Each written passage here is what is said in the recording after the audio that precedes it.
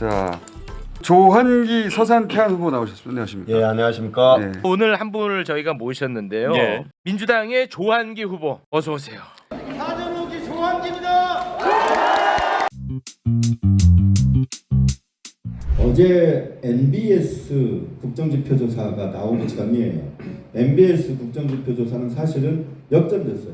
국힘이 2%인가 더 높게 나왔죠. 여론조사 꽃의 조사가 대체로 민주당이 잘 나오는데 거기서도 큰 차이가 나지 않아요. 국힘의 지지율이 올라온 걸 보면 10% 정도 24에서 33으로 뛰어버렸고 우리는 48에서 36으로 떨어져 버렸죠. 이제 이걸 보고 많은 분들이 굉장히 답답해하시고 이게 맞나 이렇게 질문을 하죠. 근데 조사 자체는 맞아요, 맞는데 어제 나왔던 NBS 조사도 마찬가지고요. 착시라고 저는 생각하는데 국힘에서 저걸 그대로 믿고 여러 가지 전략 전술을 쓰면 저는 정말 자기들 스스로 구렁텅이에 들어가는 일이라고 생각해요. 첫 번째는 보수 응답자가 훨씬 많아요, 샘플이. 진보 응답자보다 한 100명 정도 많아요, 1000개 샘플에서. 1000개 샘플에서 100명 정도면 10%를 좌우하는 건데 그렇지 않아요. 거의 20%를 좌우하는 거예요.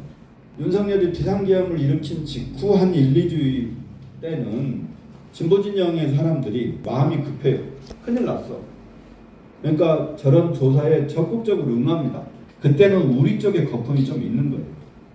보수 쪽은 숨어요. 부끄럽잖아요. 자기들이 밀어서 만든 대통령이 저런 황당한 짓을 해서 국민들을 어렵게 빠지고 어려움에 빠뜨리고 공포에 빠뜨리느냐 이 생각하면 응하지 않거든.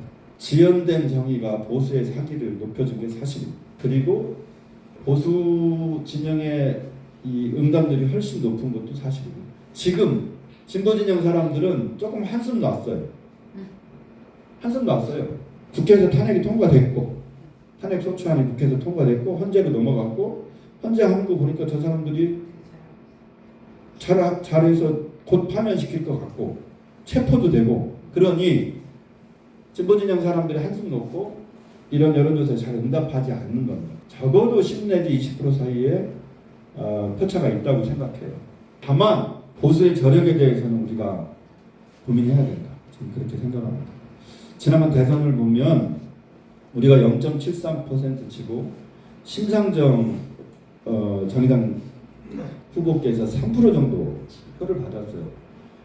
그 3%의 반만 우리한테 왔어도 우리가 이겼겠죠. 그런데 3%의 반이 왔다고 쳐요. 우리가 이기면 몇 프로 이겼을까요? 한 0.5% 이겼겠죠. 그러니까 지금 현재 대한민국의 보수와 진보의 정치적 지형은 거의 5대5예요. 그리고 윤석열이 저렇게 나쁜 짓을 하고 죽을 쓰고 국적을 떨어뜨리고 나라 살림을 못하고 심지어 출근도 제대로 안 하고 이렇게 했지만 어쨌든 그들이 집권층이잖아요. 지금까지 어쨌든 그들이 실제적인 힘을 갖고 있잖아요. 그래서 큰 틀에서는 5대5다 이렇게 보는 게 저는 맞다고 생각해요. 이게 정말 대한민국 정치 구조의 가장 큰 해악 중에 하나예요. 200석 넘는 진보정당이 나올 수가 없어요. 왜? 영남에 의석이 너무 많아요. 호남, 충청, 강원을 다 합쳐도 영남보다 의석이 적어요. 근데 거기 싹쓸이 해버리잖아요. 그 다음에 강원, 충청 일부, 그 다음에 경기 접경지역, 그 다음에 강남 3구 인구가 얼마인지 알아요? 합치면? 거의 250만. 충청도보다 커요. 앞으로 우리가 서울시장 하기 정말 어려워요. 그런데 지난번 대선에서 타운팰리스의 윤석열 득표율이 어느 정도 되는지 알아요? 80%가 넘어요. 그게 마영성, 마포, 용산, 성동구로 점점 가고 있거든요. 통계적으로 아파트 가격이 어느 정도 높아지잖아요. 그럼 거의 국힘이 싹쓸이 해가고 있어요. 이런 인구 구조와 정치 성향 문제 때문에 그냥 앉아있어도 100석이 나와요. 그런 문제가 있습니다. 박정희, 전두환, 노태우까지 얘들이 집권해서 나라를 운영하는 방식은 무력이었어요. 바뀌었죠. 문민정부가 들어섰잖아. 더 이상 총각 칼로는 나라를 못 다스리게 된 거잖아. 그래서 얘들한테 이즘이 필요했던 거예요. 이념이 필요했던 거예요. 보수를 뭉치게 하고 보수의 이 울타리를 정해주는 이즘이 필요하지 않았을까? 저는 그렇게 추측해요. 그래서 이명박 때 뉴라이트가 확 치고 나와. 대부분 운동권에서 변절한 학자들.